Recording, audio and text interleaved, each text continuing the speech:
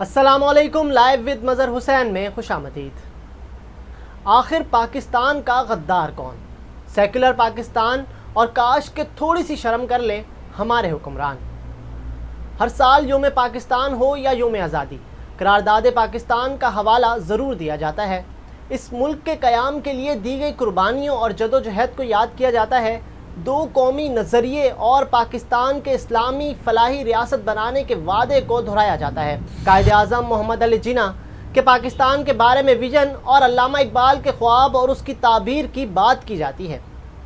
सदर मुमलिकत, वज़ीर आज़म और दूसरे ज़िम्मेदारान हर साल इन मौक़ों पर अपने अपने पैगामात के ज़रिए पाकिस्तान को उसकी ताबीर के मुताबिक बनाने का आदा करते हैं। अखबारात स्पेशल एडिशन जारी करते हैं। हर साल एक ही कहानी को दोहराया जाता है, लेकिन अमल कुछ नहीं होता। पाकिस्तान के क़याम को 70 साल से ज़्यादा गुजर गए, लेकिन जिस इस्लामी फलाही रियासत का वादा किया गया था उसका दूर दूर तक कोई निशान नहीं। इस्लाम का नाम तो लिया जाता है, लेकिन अफसोस हमारी रियासत, हुकूमत, पार्लियामेंट और अदलिया के इक़दामात से कहीं नज़र नहीं आता कि ये एक इस्लामी मुल्क है। पाकिस्तान के क़याम के फ़ौरी बाद करारदाद मकासद को भी पास कर लिया गया, जिसमें इस बात का तहैया किया गया था कि इस मुल्क का निज़ाम कुरान और सुन्नत के मुताबिक चलाया जाएगा। पाकिस्तान का आइन भी इस्लामी बन गया, लेकिन अमल ज़ीरो रहा, जिस वजह से 7 दिहाइयाँ गुजर जाने के बावजूद हम अपनी मंजिल से कोसों दूर हैं। हमारा आइन जिस पाकिस्तान की बात करता है वो पाकिस्तान हमें कहीं नज़र नहीं आता। कायद-ए-आज़म ने बार बार इस्लामी पाकिस्तान, शरीयत और इस्लामी फलाही रियासत की बात की। क़याम पाकिस्तान के फ़ौरी बाद उन्होंने इस्लामी निफाज के लिए डिपार्टमेंट ऑफ इस्लामिक रिकन्स्ट्रक्शन का भी निफाज किया, जिसके सरबराह इस्लामी स्कॉलर अल्लामा मोहम्मद असद को बनाया। लेकिन कायद की वफ़ात के बाद सब कुछ बदल गया, और ऐसा बदला कि आज तक पाकिस्तान के क़याम के असल मकसद से हम दूर हैं। बल्कि अगर सच पूछा जाए तो हम क़याम पाकिस्तान के मकसद से गद्दारी का इर्तिकाब कर रहे हैं, और आजकल कायद की तकारीर का मतलब भी तब्दील करके पाकिस्तान को एक सेकुलर रियासत बनाने पर तुले हैं। हमारे हुक्मरानों ने अपनी ज़ाती मफाद के लिए इस्लाम का नाम तो ज़रूर लिया, लेकिन इसके निफाज के लिए कोई संजीदा कोशिश कभी न की। अब तो ये हाल है कि हमारे सियासतदान, हुक्मरान, मेंबरान असम्बली खुलेआम सेकुलर पाकिस्तान की बात करते हैं। आईने पाकिस्तान की किसी भी इस्लामी शिक को उठा लें, उस पर कोई भी अमल दरामद नज़र नहीं आएगा, बल्कि एक इस्लामी शिक के खुले आम खिलाफ वर्जी मामूल बन चुका है, जो न सिर्फ आईने पाकिस्तान के साथ बल्कि मकसद पाकिस्तान के साथ भी गद्दारी है। लेकिन अफसोस इसे भी बुरा नहीं समझा जाता। आइन की पासदारी और अमल दरामद पर जोर दिया जाता है।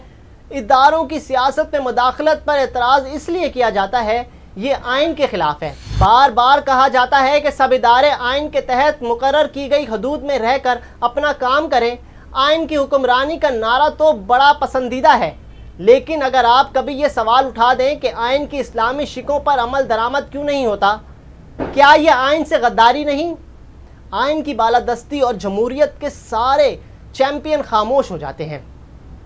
कोई आम फर्द ऐसा करे तो काबिल बर्दाश्त है, लेकिन अगर हुक्मरान, मेंबरान पार्लियामेंट, अदलिया और रियासत के ज़िम्मेदारान आइन के इस्लामी शिकों के खुलेआम खिलाफ वर्जी करें और पाकिस्तान को इस्लामी फलाही रियासत बनाने की मुखालफत करें, वो आइनी और कानूनी तौर पर काबिल गिरफ्त हैं। इन्हें तो इस सूरत में कोई रियासती ज़िम्मेदारी नहीं दी जा सकती, और ना ही पार्लियामेंट में किसी ओहदे के हकदार हैं। लेकिन यहाँ सब चलता है क्योंकि गंदा है पर धंधा है। नज़रिया पाकिस्तान और इस्लामी फलाही रियासत के मुखालिफ पार्लियामेंट के अंदर भी मौजूद हैं और अहम रियासती हुकूमती ओहदों पर भी बरजुमान हैं। हमारे कई सियासतदान भी पाकिस्तान को सेकुलर देखना चाहते हैं और इसके लिए सरेआम बात भी करते हैं, और साथ साथ आइन की हुक्मरानी की भी चैम्पियन बनते हैं। इस दोगली पॉलिसी और मुनाफकत से पाकिस्तान को अपने क़याम में मकसद से बहुत दूर कर दिया गया है। बात सिर्फ इतनी नहीं है, कहीं कहीं तो रियासत मदीना की बातें भी कानों में गूंजती हैं। लेकिन एक सवाल, आजकल तो सवाल करने से एक बाख्तियार पाकिस्तानी हो या सहाफ़ी, वो भी घबरा जाता है कि ऐसा ना हो कि कल को उसे भी गद्दार करार दिया जाए, क्योंकि जहां मादर मिल्लत को रॉ एजेंट करार दिया जा सकता है, आशिक रसूल मुमताज़ कादरी को फांसी दी जा सकती है, گستاخ رسول آسیہ کی راتوں رات ملک سے فراری ہو سکتی ہے، وہاں کچھ بھی ہو سکتا ہے۔ لیکن آپ کو گھبرانا نہیں ہے، کیونکہ آپ کیوں گھبرائیں گے؟ آپ کی زندگی بھر کی جمع پونجی پر حکومت نے بلڈوزر تھوڑی نہ پھیر دیا ہے، آپ کے بچے بھوکے پیٹ تھوڑی نہ سو رہے ہیں۔ لیکن عمران خان صاحب سے کیا کہنا، کیونکہ وزیر اعظم عمران خان صاحب آج کل قرنطینائی کیفیت میں ہیں۔ سیاسی اعتبار سے یہ کیفیت کافی عرصے سے ہے، مگر اب وہ کرونائی موسم کا شکار ہو کر آرام کر رہے ہیں۔ تمام مصروفیات ترک، میل جول ختم، آج کل ان کے پاس سوچنے کے لیے بھی کافی وقت ہے۔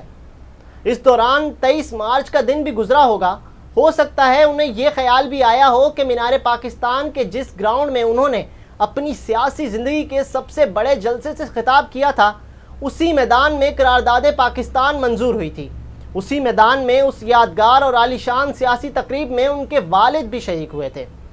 ہو سکتا ہے کہ انہیں یہ بھی خیال آئے کہ اس میدان میں بنگال سے تعلق رکھنے والی نامور سیاسی شخصیات بھی شریک تھیں۔ اگرچہ یہ تقریب پاکستان کے دل لاہور میں ہوئی تھی، مگر اس میں شرکت کرنے والوں کا تعلق پورے برِ صغیر سے تھا۔